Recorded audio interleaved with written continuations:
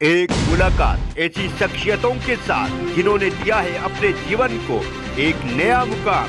रूबरू कराएंगे ऐसी कुछ हस्तियों के साथ एक खास शख्सियत के साथ मुलाकात। जयदेव पटेल के साथ नंबर 1 इंडिया न्यूज पर रात। नमस्कार व्यूअर्स, मैं हूं जयदेव पटेल और आप देख रहे हैं नंबर 1 इंडिया न्यूज। आपका एक बार फिर स्वागत है एक खास शख्सियत के साथ मुलाकात प्रोग्राम में। आज हमारे साथ खास सम्मान है चुनाव विश्लेषक CSDS के प्रोफेसर संजय कुमार। संजय कुमार जी, आपका बहुत बहुत स्वागत आज हमारे प्रोग्राम में। बहुत बहुत धन्यवाद मुझे बुलाने के लिए। संजय कुमार जी, आपसे मेरा पहला सवाल है कि 5 राज्यों के चुनाव नतीजों के बाद 3 बिग टेक अवेज, 3 बड़े संदेश क्या हैं? देखिए, 3 बिग टेक अवेज क्या है। पहली बात यह है, राजनीतिक पार्टियां चुनावी गठबंधन करती हैं, अलग अलग पार्टियों के साथ गठबंधन करती हैं, लेकिन सिर्फ गठबंधन के बदौलत चुनाव जीतना संभव नहीं दिखाई पड़ता है। पार्टियों को गठबंधन प्लस चाहिए। देखिए, समाजवादी पार्टी ने गठबंधन किया यूपी में, तमाम पार्टियों के साथ उनका वोट प्रतिशत ऊपर गया, उनके जनाधार में बढ़ोतरी हुई, लेकिन उस बदौलत को चुनाव नहीं जीत पाए। इसी तरह से आप बीजेपी को देखिए, पंजाब में उन्होंने अमरिंदर सिंह की पार्टी के साथ गठबंधन किया, अकालियों ने BSP के साथ गठबंधन किया, लेकिन इन गठबंधनों के बदौलत न तो बीजेपी पंजाब में चुनाव जीत पाई, न अकाली चुनाव जीत पाए पंजाब में, न समाजवादी पार्टी चुनाव जीत पा रही है यूपी में। आपको गठबंधन प्लस चाहिए। गठबंधन प्लस का मतलब क्या है? आप देखिए, बीजेपी ने भी गठबंधन किया था यूपी में, लेकिन गठबंधन प्लस था। उन्होंने कुछ विकास के काम किए जिसे जनता ने सराहा। जिस बात की बार बार चर्चा हो रही है कि लाभार्थियों की बात हो रही है, वेलफेयर स्कीम सरकार ने चलाए, उसका फायदा लोगों तक हुआ, उसका फायदा हुआ। नेता नेतृत्व की बात की, जिस तरह से लोग योगी और मोदी के लिए वोट किया, पॉपुलर लीडर है, तो ये सब एक कॉम्बिनेशन। आप कहते हैं बुके, एक फूल नहीं है, ये बुके है। सारे बुके जब साथ मिलते हैं तब चुनाव में जीत होती है। तो टेक अवे नंबर 1 है, गठबंधन पार्टी का जनाधार बढ़ाता है, लेकिन सिर्फ और सिर्फ गठबंधनों के बदौलत चुनाव जीता नहीं जा सकता। टेक अवे 2, बीजेपी का जनाधार बढ़ता हुआ दिखाई पड़ रहा है यूपी में, कई अन्य राज्यों में भी जबरदस्त जीत है, और हम ऐसा मान बैठते हैं कि बस अब बीजेपी सुप्रीम है। सुप्रीम मतलब जनाधार के हिसाब से देखिए बड़ी पार्टी है, बड़ा जबरदस्त जनाधार है, लेकिन क्या ऐसी स्थिति में रीजनल पार्टी का जनाधार खत्म हो गया? तो इस बात की चर्चा इन चुनाव के बाद नहीं हो रही है। ये लगता है कि बीजेपी तो एक डोमिनेंट पार्टी बन के उभरी है 2014 के बाद, और उसका डोमिनेंस आज बरकरार है, लेकिन क्षेत्रीय दलों का अस्तित्व भी खत्म नहीं हुआ है। क्षेत्रीय दलों की अभी भी भारत की राजनीति में अहम भूमिका है। समाजवादी पार्टी चुनाव हार गई, लेकिन वोटों में इजाफा हुआ, सीटों में बढ़ोतरी हुई। आम आदमी पार्टी सुपड़ा साफ कर दिया सबका पंजाब में, रीजनल पार्टी है। अगर आप गोवा की बात करें, वो रेवोल्यूशनरी गोवा छोटी सी पार्टी है, 10% वोट है। आम आदमी पार्टी का तो जिक्र मैंने पंजाब के बारे में किया, आम आदमी पार्टी ने गोवा में कुछ वोट हासिल किया। अगर आप नॉर्थ ईस्ट की हो जाए, मणिपुर में एनडीए की जीत हुई, लेकिन छोटे छोटे पार्टियों को देखिए, वहां एनपीपी को देखिए, NPF को देखिए, छोटी राजनीतिक पार्टियां हैं, रीजनल पार्टियां हैं, सबका अपना जनाधार है, सबने कुछ न कुछ सीधे। आप अगर आप यूपी की भी बात करें, आप यूपी में देखिए, समाजवादी पार्टी ने भी अलग अलग पार्टियों के साथ गठबंधन किया, बीजेपी ने भी छोटी छोटी पार्टियों के साथ गठबंधन किया। इनका एक तरह से परफॉर्मेंस देखिए चुनाव में, सब रीजनल पार्टियों ने अच्छा प्रदर्शन किया, जबरदस्त प्रदर्शन है। तो टेक अवे नंबर 2 है, बीजेपी डोमिनेंट पार्टी है, लेकिन रीजनल पार्टियों का अस्तित्व खत्म नहीं हुआ है। रीजनल पार्टियों की प्रासंगिकता भारत के चुनाव में खत्म नहीं है। रीजनल पार्टियों की अहम भूमिका है। तीसरा टेक अवे, बराबर इस बात की बात होती है, हेवी वेट, बड़े कद्दावर नहीं है, और हेवी वेट जो चुनाव हार नहीं सकते, जिनको हराना बहुत मुश्किल है, लेकिन इन चुनाव के नतीजों ने यह स्पष्ट कर दिया है कि आपको काम करना पड़ेगा। हेवी वेट नाम की कोई चीज नहीं है। जिस तरह से बड़े बड़े नेता ताश के पत्ते की तरह ढह गए, अगर आप पंजाब की बात करें, सब तमाम बड़े नेता हार गए, और उन्हें हराया किसने? हाँ, अपनी पार्टी के नए उम्मीदवार, और बड़े बड़े नेता हार गए। प्रकाश सिंह बादल हार गए, सिद्धू हार गए, Charanjit Singh Channi sitting chief minister दोनों सीटों से हार जाते, मजीठिया, तमाम लंबी लिस्ट है चुनाव हारने वाले। उत्तराखंड को देखिए, सिटिंग चीफ मिनिस्टर चुनाव हार जाते हैं, पार्टी चुनाव जीती। अगर आप यूपी को देखिए, बीजेपी की इतनी बड़ी जीत होती है, और चुनाव हारता कौन है? Deputy CM Keshav Prasad Maurya.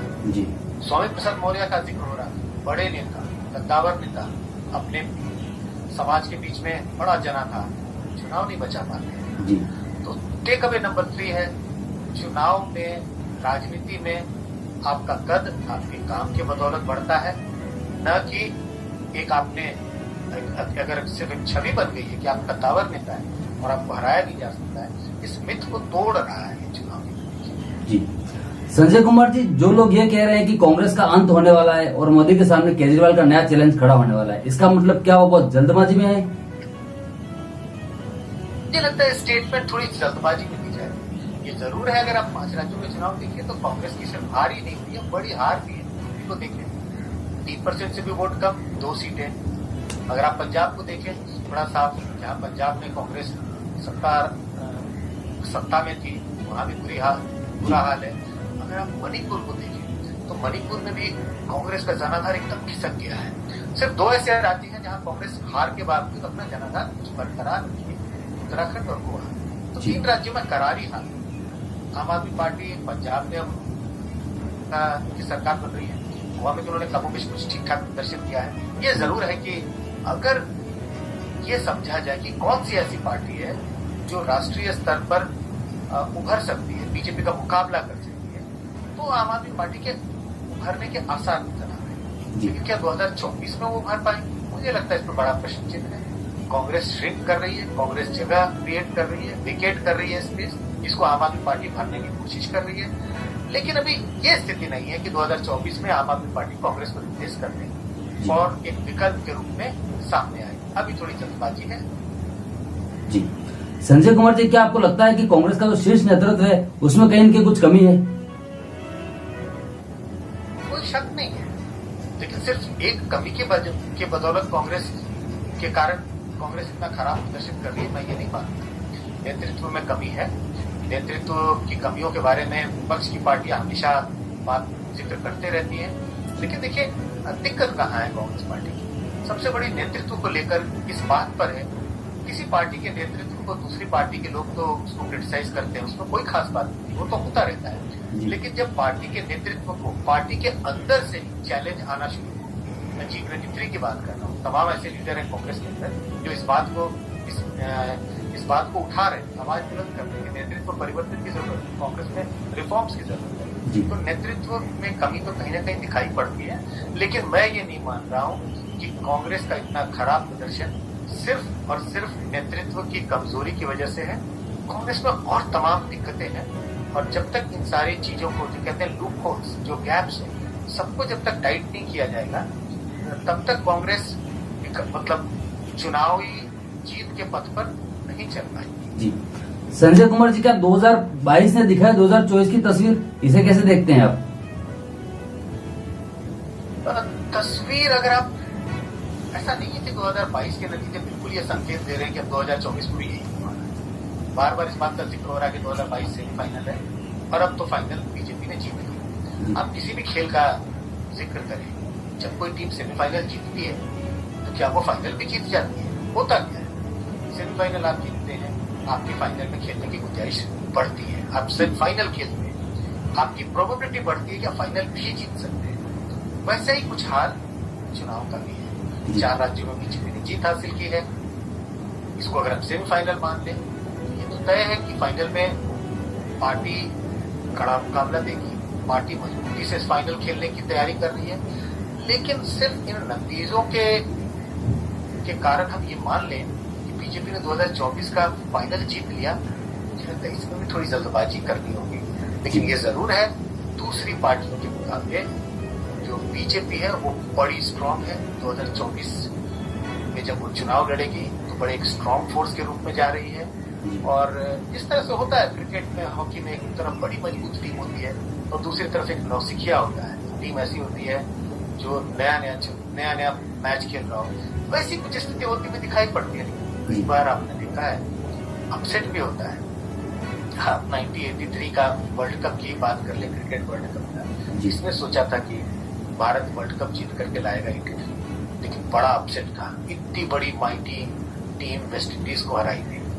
ऐसे कई अपसेट्स होते रहते हैं, लेकिन बहुत कम, ऐसा नहीं है। अपसेट्स के लिए स्कोप जो है, स्पेस जो है, वो बहुत कम होता है। ज्यादातर जो अच्छी टीम होती है वही जीतती है मैच। चुनाव में भी यही है, जो मजबूत टीम है उसके जीतने की ज्यादा संभावना है। जी संजय कुमार जी, आपसे मेरा क्लोजिंग क्वेश्चन है कि 2024 में विपक्ष के तौर पर एज ए सीडीएस के प्रोफेसर आप किसे देखते हैं, कांग्रेस पार्टी को या आम आदमी पार्टी को या फिर तृणमूल कांग्रेस पार्टी को? आपका विश्लेषण क्या कहता है?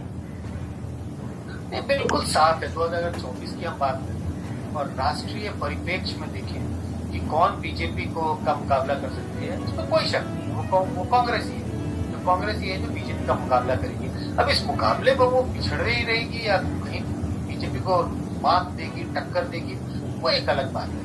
लेकिन राष्ट्रीय परिप्रेक्ष्य में तो बीजेपी का मुकाबला कांग्रेस ही कर रही है। आम आदमी पार्टी तो राज्यों में उनकी सरकार है, हो सकता है कि लोकसभा के चुनाव आते तक कुछ और राज्यों में उनका प्रदर्शन और भी अच्छा हो सकता है कहीं सरकार भी बना ले। लेकिन इसके इन सब चीजों के बावजूद, इतनी सफलता के बावजूद, मैं ये नहीं मानता कि आम आदमी पार्टी ऐसी स्थिति में होगी 2024 में कि वो बीजेपी को वही चुनौती दे रही होगी राष्ट्रीय स्तर पे, न कि कांग्रेस। यही बात तृणमूल कांग्रेस के साथ भी लागू है। तृणमूल कांग्रेस का जनाधार बंगाल में तो बहुत बड़ा जनाधार है, बहुत पॉपुलर पार्टी है, लेकिन बंगाल से बाहर निकलते ही की पॉपुलैरिटी बिल्कुल नीचे गिर जाती है। कोई दूसरा ऐसा राज्य नहीं है जहां तृणमूल कांग्रेस का जनाधार। ऐसी स्थिति में अपने राज्य में तो कड़ा मुकाबला करेंगे बीजेपी का, लेकिन राष्ट्रीय स्तर पर क्या वो बीजेपी का मुकाबला कर पाएगी? मुझे नहीं लगता है कि तृणमूल कांग्रेस 2024 के तुलना में 24 के चुनाव में तो बीजेपी का मुकाबला नहीं कर सकती, सिवाय बंगाल के बाहर वो बीजेपी को टक्कर नहीं दे सकती है। जी संजय कुमार जी, आपने नंबर 1 इंडियन के लिए समय निकाला, उसके लिए आपका बहुत बहुत धन्यवाद।